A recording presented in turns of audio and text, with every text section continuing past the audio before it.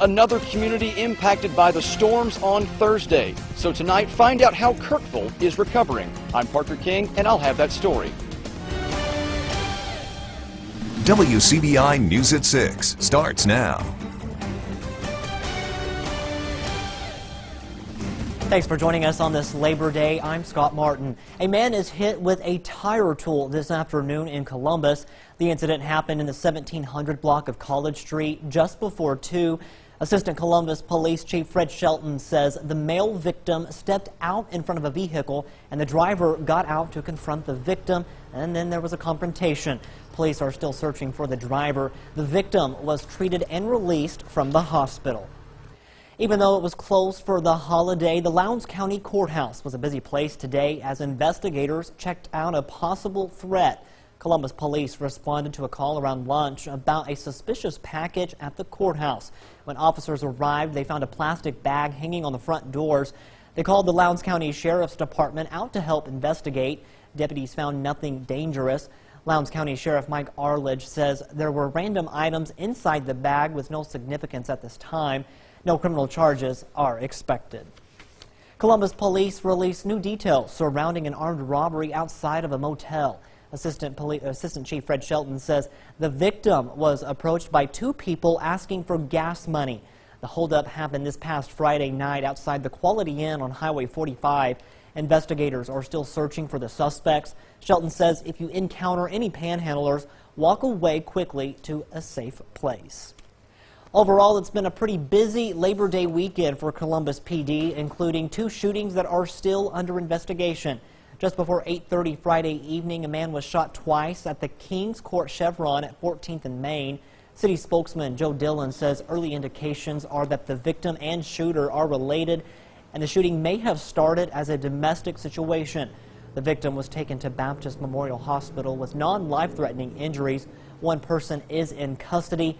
That incident is still under investigation. Columbus police also still investigating what led to a shooting last night near 15th Avenue North and MLK just before 9.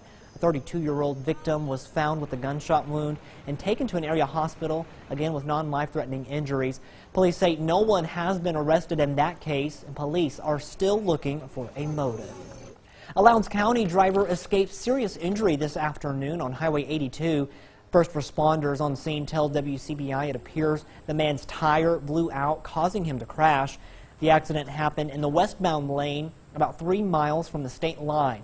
When the truck left the road, it did overturn and go down an embankment. The driver was able to walk to an ambulance. State troopers are investigating the crash.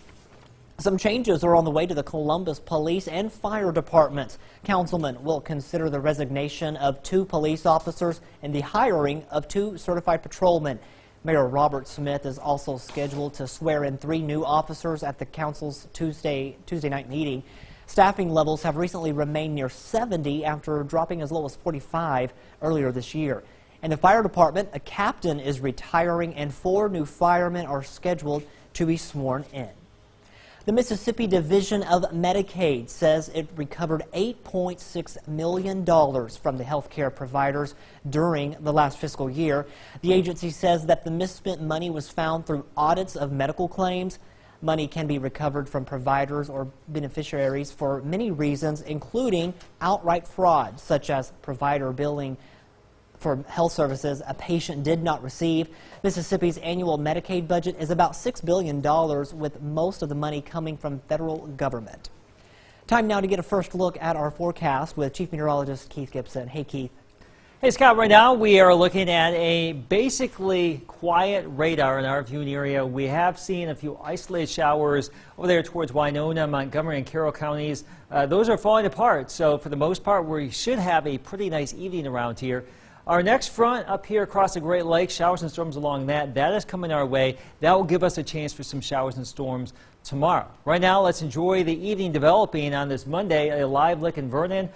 Basically all clear for you right now. We have temperatures in the 80s. We will continue to cool from the 80s down into the 70s, mid-70s by 11 o'clock. Now, as I just mentioned, showers and storms tomorrow before the sun comes on back. The full forecast in just a few minutes. Residents in the Kirkville community in Itawamba County are spending their Labor Day weekend cleaning up after last week's tornado. WCBI's Parker King speaks with residents and family members to see how progress is going and what's the next step. Parker. Seeing the destruction this tornado left, it's fortunate for the community no lives were lost. Now families are trying to salvage what they can in the midst of this difficult situation. It's horrific, honestly. Just the fact that this trailer's gone, the roof's gone, and the two structures behind us here is just still standing with minimum damage compared to this. Kirkville residents have been using Labor Day weekend to clean up after the remnants of Hurricane Harvey spawned an EF1 tornado in the Itawamba County community, and they've had plenty of help. It's been a blessing. This place was just covered with volunteers Friday and Saturday. Of course, debris was scattered from here plumb across the road, and several people reaching out, bringing clothes, supplies, even monetary donations to help them, and so it has been a blessing. There were no injuries from the storm, but Rocky Lindsay says it was a close call. By seconds, I'm telling you seconds.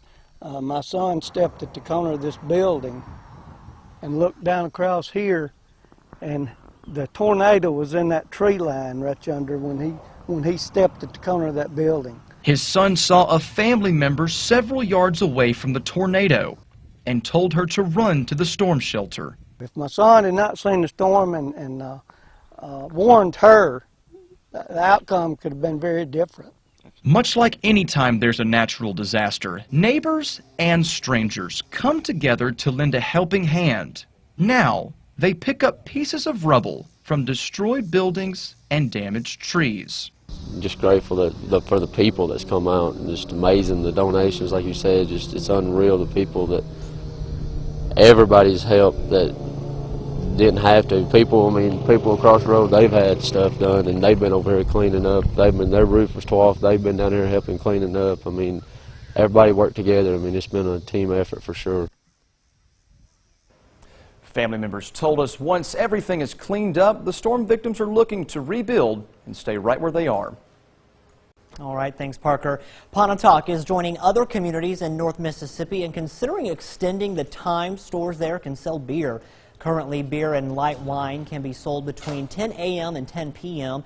A new city ordinance would allow sales between 7 a.m. and midnight. A public hearing for this ordinance will be at City Hall tomorrow at 6 o'clock. Starkville's smoking ordinance could soon be changed. Aldermen are scheduled to consider whether to have a public hearing on the matter. If approved, city leaders would hear feedback from residents about including electronic cigarettes in the definition of smoking products in the ordinance. Starkville permanently adopted a smoking ordinance 10 years ago. More than 100 towns in the state have city smoke-free laws in place, including Columbus, West Point, and Tupelo. More Americans are going camping in style. Jory Talley takes a look at this trend when we come back. Welcome back. Camping is a big business, pumping billions of dollars into the nation's economy every year. The Recreation Vehicle Industry Association reports July was the best month in 40 years for RV wholesale shipments. Our Jory Talley goes to the campground to learn more about this growing trend. She joins us live with more. Jory. Camping is mostly a time used to be outdoors, to get away and go travel. And Labor Day weekend is a big time for people to be outdoors. And people tell me today there's no place they'd rather be.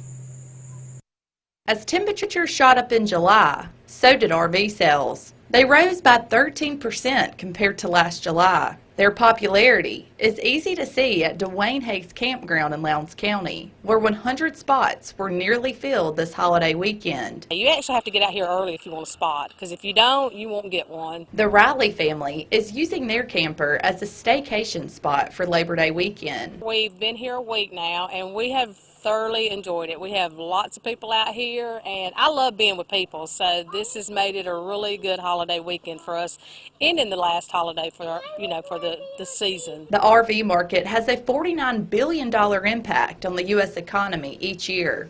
Some people prefer to drive their RV, while others use the towing option. Each saw an increase in shipments last year, meaning more people are buying to camp. This Lowndes County family says Mother Nature helped them make a decision about purchasing a camper. We came out here Memorial Weekend in a tent, and the wind picked up, and we packed up, and we went home. So we came out here with a camper this time. We went and purchased one, and we thought, you know, we're getting too old for this to pack up and move in the middle of the night. So we are in a camper now, and if the winds come, we're good. Jackie Richardson has been towing his camper for 8 years. It's an affordable getaway that allows him time to relax. I've always liked outside. I'm an outside person.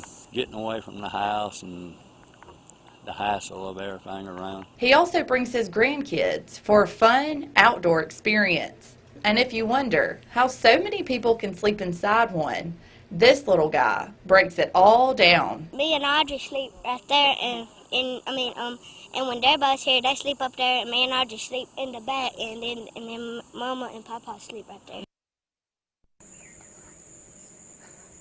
Many RV campers I spoke with today said although it's the last big camping weekend for this summer, they still plan on using their RVs throughout the year. Reporting live in Lowndes County, Jory Talley, WCBI News. Great weather to be outdoors this holiday weekend. A live look in Tupelo right now. A little bit of haze in the sky, some smoke from some Pacific wildfires, but no major concerns for us this evening. We do have a chance for storms tomorrow. Full forecast is next. Your First Alert Forecast with Chief Meteorologist Keith Gibson. Pretty nice weather this holiday weekend, Saturday, Sunday, even today. A mix of sun and clouds, a little bit of haze out there because some of that smoke coming on down from the Pacific Northwest. But in general, great weather for the last 3 days here. And Mother Nature timed it out quite well for the holiday weekend. Now, there has been a little bit of rain here from Winona west towards Greenwood, but those showers and thunder showers are rapidly falling apart. Could we see another one of those here over the next hour or so? It's possible, but most spots will stay dry as we go throughout the evening and overnight hours. Rain chances will ramp back up again by mid-morning tomorrow. Mid-80s out there right now. We are going to take it down into the 60s, around 70 tonight. But notice the cooler air up here across the Great Lakes, 75 in Chicago, 57 in Minneapolis right now. There's a little taste of fall. Now, we will have a little taste of fall later this week. Tomorrow, we are still in the 80s, but Wednesday, Thursday, Friday, look at this, upper 70s in many spots, some spots, maybe mid-70s during the day. Overnight lows down into the low 50s, flirting with record lows Wednesday night and Thursday night around here. Tonight, no records, 69 to around 70, a few clouds, a bright 97% full moon shining tonight. And for tomorrow, as you would imagine, we do have a chance for showers and storms with that frontal boundary that will give us that cooler air. On Wednesday, we have a frontal boundary coming on in, and we'll have a chance for showers and storms. 70s in the morning, maybe not too active initially for the morning commute, but we'll see more scattered showers and storms as we go throughout the course of the day with highs in the mid-80s. So you can see a little bit of rain perhaps in the far north tomorrow morning. By the afternoon, this wave of showers and storms comes on in. There could be a few gusty storms, no widespread severe weather anticipated with this, but there will be a pretty good chance for a few showers and storms out there. We'll clear it out just in time for Wednesday and beyond. Here's the latest on Irma. Sustained wind now at 130 miles per hour. For reference, there's San Juan, Puerto Rico. They are now under a hurricane, I think it's a hurricane watch or warning right now. And that hurricane is going to come back to the northwest, be southeast of Miami sometime early in the weekend. And then it looks like the system's going to take a hard right somewhere and go through Florida, Georgia, the Carolinas, somewhere in here, the southeastern part of the United States. The best bet right now, just looking at some of this model information and some of the upper level weather pattern information, and that looks like where Irma will end up. So we will likely be on the back side of it, and that means basically dry weather for us as we get into the weekend and early next week, a dry northeasterly flow. And in general, we're looking at some very nice and pleasant weather here after tomorrow's unsettled weather. So get ready for some very nice conditions starting Wednesday after the storms tomorrow. We may go a week or two without any sizable rain around here. Scott? All right, thanks, Keith. Week 3 wows, the top plays from the past Friday of the End Zone, coming up next in sports. WCBI Sports with Tom Ebel is brought to you by your local Ford dealers. Go further. We're already 3 weeks into the 2017 high school football season. The best way to start week 4, Let's take a look back at our top plays from the end zone this past Friday. Starting with number 5, we'll go to East Webster. Smithfield taking on the Wolverines. Cameron Wardlaw, he's going to find Landon McMillan. He's going to make 2 people miss, make a move, and sayonara. He's going to take it 63 yards to the house. That's the way you make a big play. East Webster gets the W, though. So number 4, we'll head up to Tupelo. Jordan Jernigan using all 10 of his fingers on this one. Look at this catch by Jernigan. The concentration takes it in for the 45-yard touchdown catch. Look at that. The concentration. He got it. Touchdown. So number 3, Saltillo taking on Itawamba AHS. Titus Hurd making all kind of men miss on a broken play. He's going to scamper in for the touchdown. You can't stop Titus. Itawamba AHS gets the W. So number 2 to West Point. Marcus the Magic Man Murphy. Look at this. Keeps on the play action, the fake, and turns on the jets. Look at that move. Marcus, a household name here on the top plays. One of his 3 touchdowns as West Point gets the W over Starkville. And then to number 1, Shannon taking on Noxubee County. Jordan Gilliland. This play is going to break up a little bit, but watch number 6. That's Dallas McGahee. He lays out a man, and that's going to give Jordan all the help he needs. Takes it 35 yards for the house call. Take a look at that one more time at full speed. Dallas is going to come up with a big block right here. Look at that. Have mercy, young fella. Noxubee County comes away with the W. The Crimson Tide returned home to Bryant-Denny this week after its primetime win over Florida State, but they didn't come out of Atlanta unscathed. Head coach Nick Saban announces that outside linebackers Terrell Lewis and Christian Miller are out for the remainder of the season with significant injuries requiring surgery. Lewis and Miller were toward the top in team tackles against Florida State. Saban knows now it's all about the next man up. When we lose 2 guys, the next 2 guys have to step up. It creates opportunities for other people in the program. We're going to have to take some of the younger guys that we have and try to develop them, more quickly. We hate it that we lost these players. They're both good players. They both made significant improvement. They both played well in the game. This is an opportunity for somebody else to step up. One of those young guys with a chance to step up in that role is former Gordo Green Wave linebacker Ben Davis, who enters this season as a redshirt freshman for the Alabama Crimson Tide. So to week 2, here's the rundown. Alabama, they're going to need that test. Looks like a tune-up game against Fresno State in Bryant-Denny for the home opener at 2:30 on ESPN2. But Fresno State, they won their first game of the year 66-0. Could be presenting a test. And then for Mississippi State, taking on Louisiana Tech Saturday at 6:30 on CBS Sports Network. Mississippi State's going to have to prepare for the pass in that one. And then Ole Miss, another tune-up game, it looks like, to Tennessee Martin. The last time those 2 teams faced off was back in 2015, and Ole Miss won 76-3. So college football is back, Scott. It's a great time. Yeah, that's what I was saying. It's 3 weeks into high school football season already. We're almost halfway there. It's crazy. That's keeping you guys busy, that's for sure. That's a fact, Scott. All right, thanks, Tom. We'll be right back. World War II veteran gets a special birthday gift over the weekend as he visits a piece of his past under a little better circumstances. Brendan Marshall has more. Welcome aboard, sir. Welcome aboard. Morris Solnick walks onto a docked World War II landing ship tank. His family surprised him as a way to celebrate joining the Coast Guard 75 years ago today. It's really hard to remember how big these ships were. The quick-witted 97-year-old admits he's lived a long life. I've already been in hell, I'm ready for heaven. In 1944, Solnick sailed the Pacific with his crew on LST-768. For 3 years, he bonded with his brotherhood despite surrounded by war. The islands were a dangerous thing to come up with because there were always guns firing from deep in the jungle. He says the 2 most popular people on board were the cook and pharmacist. He was the pharmacist. I had the best friends. Everybody was my buddy on that ship. His favorite things to do were eat onion sandwiches, provide medicine to the men, and listen to opera music. Oh, here I'm ready to take a nap. He jokes overcoming seasickness was a tough battle. I think I was down there because I had to get out so quick. you know, because of the seasickness that I was able to do this. Shake his hand and say thank you. For the younger generation, standing on board a piece of history is rewarding, but to live through My it pleasure. is invaluable. Weather-wise, how about some showers and storms on Tuesday? We are still in the 80s now.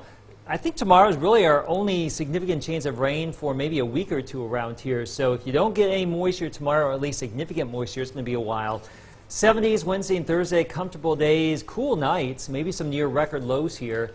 The weekend's looking great for any football, outdoor activities, what have you. We're looking good. That's perfect weather. Perfect weather. It is Love very nice. All right, thanks, Keith. Thanks so much for watching. Hope you join us back here on the CW News at 9, and again right back here at 10 o'clock. Have a good evening.